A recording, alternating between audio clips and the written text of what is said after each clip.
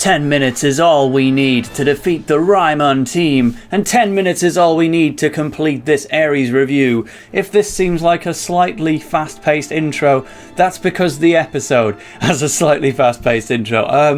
Hello everyone, it's TaleOfTheToaster. This is the second to last, the penultimate Inazuma 11 Aries episode thoughts, and it is between Raimon and Lunar Prime Academy in the final of the Football Frontier. And yeah, like we saw them walk onto the pitch in the previous episode, but now, yeah, they're playing and they're already preparing to do their very violent Omega Maelstrom thingy to just wipe Raimon out, and it's like, oh, I only just sat down and turned the episode on. I feel like I skipped something here, but no, we're going straight to business. They want to just hurt these poor innocent Raimon boys. Remember that Elliot's still playing on Raimon as well? That's something that you just gotta remind yourself of a little bit. But yeah, he's there in the yellow kit, and well, he's about to go through the motions all over again, bless him. Right, so that's all before we've even got Take It to the Top intro, but immediately after, yeah, we get the Omega Maelstrom, and Raimon collapsed to the floor, and Heath just, boop, into the goal it goes, and it's like, well, we're losing, because they're just kind of cheating. Again, referees, match officials, spectators in the crowd, anyone must kind of be able to tell that this level of violence is probably not a legal football tactic, but nope, they're 1-0 in the lead, and it's like, will Raimon be able to get up and play football anymore? And again, if you're raising these kind of questions, then you probably shouldn't be doing this tactic in the first place. But, you know, the scales of Aries, they're the most formidable villainous organization that Inazuma 11 has ever seen, and will definitely be remembered for seasons to come. So yes, Lunar Prime do score, but Raimon are okay. It would kind of suck if they weren't, wouldn't it? What would episode 26 be? Just checking up on everyone in hospital and saying, congratulations, you got second place, here's your silver medal. I mean, I'd be okay if Raimon got second place in this final. They don't have to win. We're finally at the point where we don't need to take that for granted anymore. Lunar Prime could just win the series, and it's like, well, Heath's just that little bit better. Raimon could maybe learn to get better as a result of coming second place, but we'll see how the match actually ends in the next one. For now, so Omega Maelstrom did not injure the Raimon players beyond repair because, of all things, Elliot Ember, when he was getting blown into the air by this special tactic, he did like a kick towards the ground, and it made a cyclone for everyone to land on. And it's like, I know this is a fantasy football world where you can make the ball catch on fire and not burn it to a crisp, and you can have tanukis that turn into humans to play football for 20 minutes.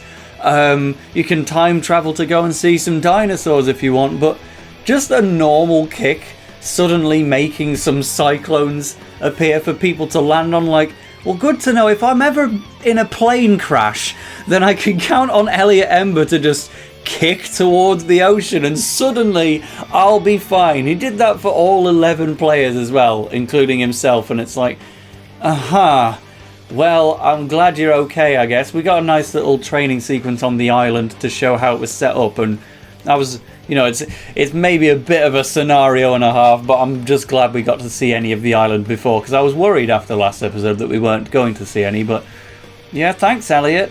So we're still only a couple minutes in. The match has just begun, but Lunar Prime, they're already acting like they're on the back foot, and they've got to panic and go for their other special tactics that are slightly less painful and illegal.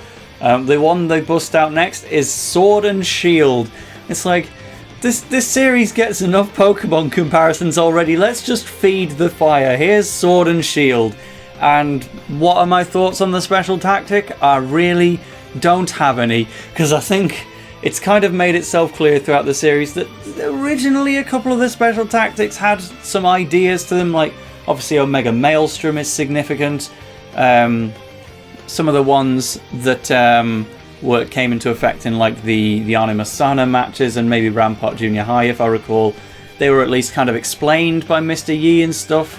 But now, yeah, like all of the Royal Academy ones, all the new Lunar Prime ones, well, just any of the last few special tactics. They have just been a series of passes followed by a green on-screen graphic, and then somebody comes off better for it. I'm at the point where I've accepted I just can't follow the special tactics in the anime. I need to experience them in the games if I'm going to have any opinion on them.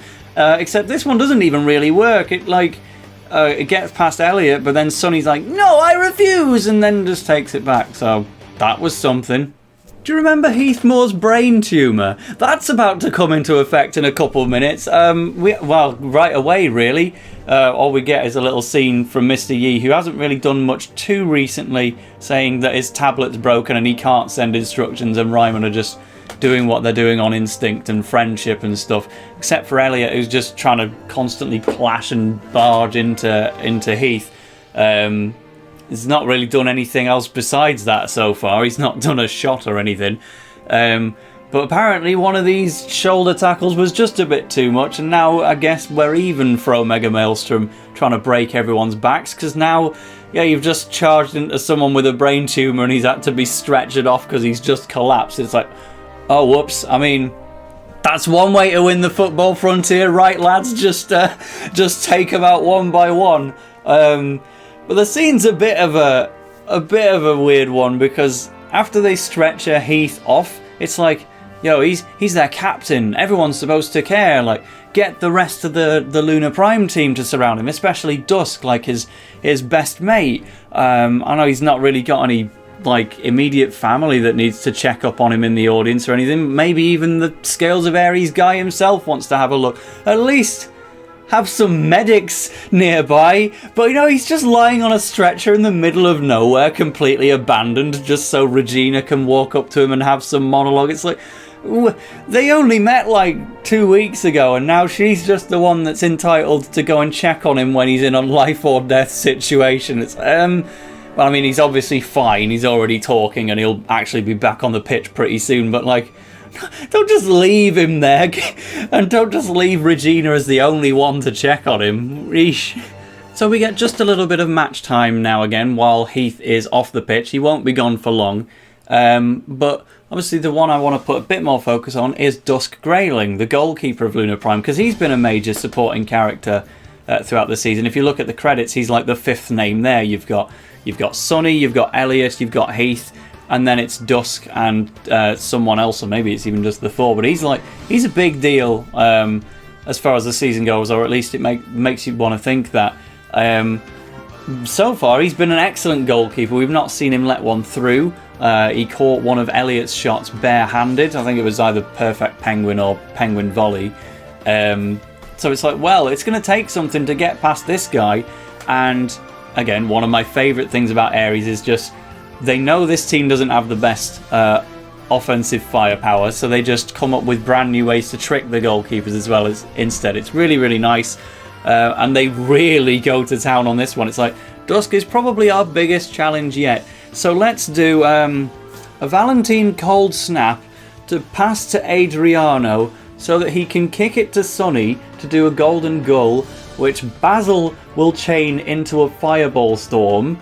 And then it's actually a pass to Trevor Cook, who's run up the pitch, and he kicks it in normally. That's 5 different steps to get a regular shot past Dusk, and I love just the level of thought that went into this, and make the score 1-1. So none of the shots so far have actually been special moves, they've just come immediately after one.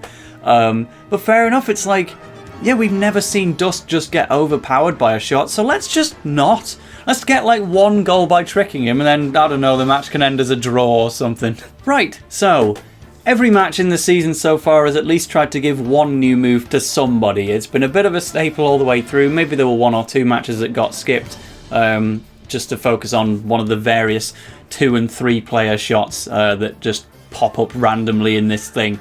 But today's turn can only go to 1 of 2 people, because there are exactly 2 people left without any solo special moves. Those would be Adriano Donati, the one who's been failing at the Fire Lemonade all season long, and much as I completely forgot about him, there's also Cesar Montalban, the blue hair glasses guy, just Nerd number 3, you've seen Willie Glass, you've seen Isaac Glass, you've seen Eugene Peabody. Aries is going to be no exception, and we've got to have this guy to carry some glasses onto the field and occasionally get the chance to name some special moves.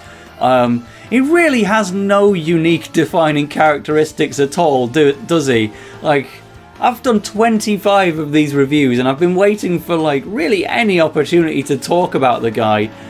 He's going to give us one now because after Adriano just fluffs up Fire Lemonade once again, that means, yes, okay, so it's Cesar's turn to finally bring us his own special move. And yeah, it's a casual reminder that he's a midfielder because all he's really done is Gravity Cage, a 3-player defensive one. But yeah, he actually has a move which in the dub is called Short Circuit. And I like it. He goes into this electric maze type thing and just navigates around the opponent. It makes sense. When I heard it as Short Circuit, I'm like, yeah, that's a good move. It's not going to make me suddenly like this Cesar guy or anything, but I like what they're doing with this. Apparently in Japanese it's called the Labyrinth, and that's like a huge change in meaning. But I really do like both. I guess the Labyrinth's maybe a little bit more cool, but Short Circuit, that's like wholly appropriate for what it is. I didn't question it at all, so it shows how much they can totally reinvent a move name and not have it seem strange. I like the move, but that's also the last thing that Cesar is ever going to do. In fact, apparently you just say his name as Caesar, like normally. I thought with the Pokemon E above the E in Cesar and the lack of an E after the A, it's like, oh, it's not Caesar, it's Cesar. But in the 25th episode, Adriano's like, huh, even Caesar got a special move. It's like, I have been keeping an eye out for this. I've not just missed it entirely, have I? Did they wait 25 episodes to say the guy's name? Because I genuinely think that might be the case. Maybe someone could check, but I think that might have been his first direct name drop in the whole season, which would be... But wait, there's one more character who was in need of his own special move as a solo thing, because we've had this Basil Hardy guy the whole time, and I've been complaining and complaining. Fire Tornado, Fire Tornado, Fireball Storm, Fire Tornado. It can't even score anymore, but it's still just all he can do. Like every passing match, I was waiting for him to get a new special move, and now we were finally at the point where I'd just forgotten. Like, it's way too late now for Basil to be getting a new special move. He's had all season to get something. They do finally decide to give us something here, and having seen it, I almost wish they didn't, because it's really nothing remarkable or entirely unique at all. He's got a move called, as I would say it, Daruma Boomer, which, you know, it's funny. You can't take the word boomer seriously anymore, but Daruma Boomer, I get that they were going for a rhyme there, except when you realise the whole flaming doll thing is actually just called Daruma, it kind of loses the rhyme, and yeah, in the episode he just says Daruma Boomer. It doesn't sound quite right. I couldn't even tell you what the Japanese one is because it's just a very traditional name for the thing it's based on, but it really is just Fire Tornado or Fireball Screw, but with a slight motif to it, but still almost entirely fire. And it's like, yeah, I really wanted this guy to get something, and now he finally does, and it's somewhat let me down. I have not been too big on Basil throughout this season, it has to be said, but we won't give up on him entirely. There's another season that comes after this one. Maybe he'll get a more unique special move, maybe he'll get a more unique personality. We'll give him a chance, but for now, yeah, unfortunately, Daruma Boomer is actually enough to get past Duske Grayling's special move, so that makes it, I guess, the strongest move in the series so far, huh? Maybe Duske was just upset about Heath being off the pitch or something, except he wasn't off the pitch. He came back ages ago, like before even the Fire Lemonade failure and the Short Circuit. Apparently he's already back. That's a bit of a quick recovery. I only kind of notice him properly when he's about to be like, blast! We're losing this match. I need to do something.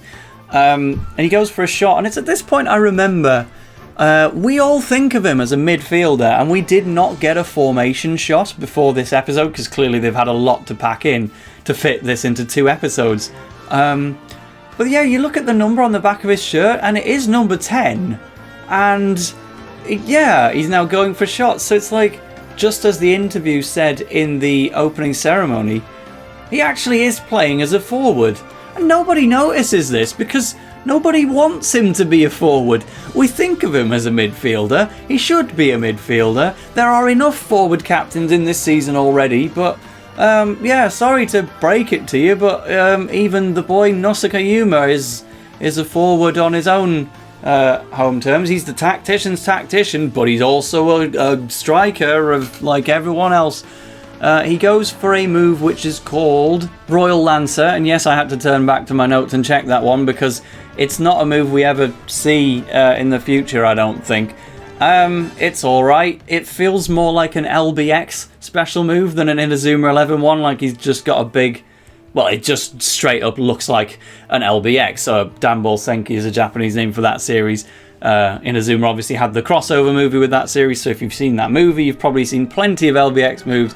I think you can kind of see why this feels more like one of those than an Inazuma one, but with the power of the Royal Lancer behind him, he kicks the ball, it gets through the wall, it gets past Mermaid's Veil, and now it's 2-2, with not much left in the first half. So yeah, this is evenly matched, and it feels a little strange to be this close, just because there hasn't been a moment where Lunar Prime have properly felt dominant. They are meant to be the final boss. They demolished Polestar Academy and everything else that stood in their way, but they just opened with Omega Maelstrom and it failed. They've not done anything since, really. Sword and Shield didn't work for them. Duske has actually let 2 goals in, one of which probably a bit more embarrassing than the other. And now Heath's levelled the scores, but he's already had a bit of a brain attack earlier. It's been all Raimon throughout. And I guess it's nice and unusual for a final boss, and maybe at the end of it, we've got another episode.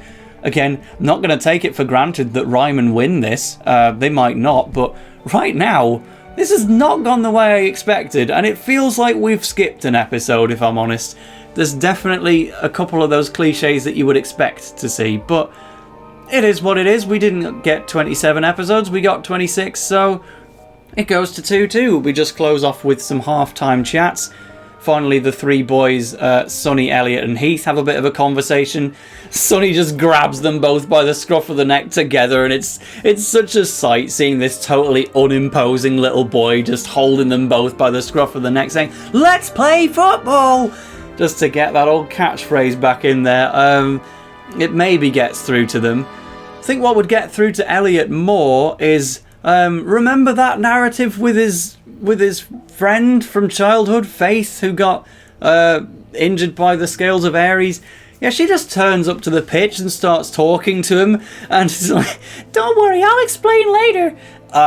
That's a bit of a heavy one to drop on me. You've been back chatting with Heath and all that in the previous episodes, and we're still not going to learn about that here. Just, okay, she's here to watch and cry because Elliot's not playing fairly. He's not really playing at all, if I'm being honest. He's not done a great deal.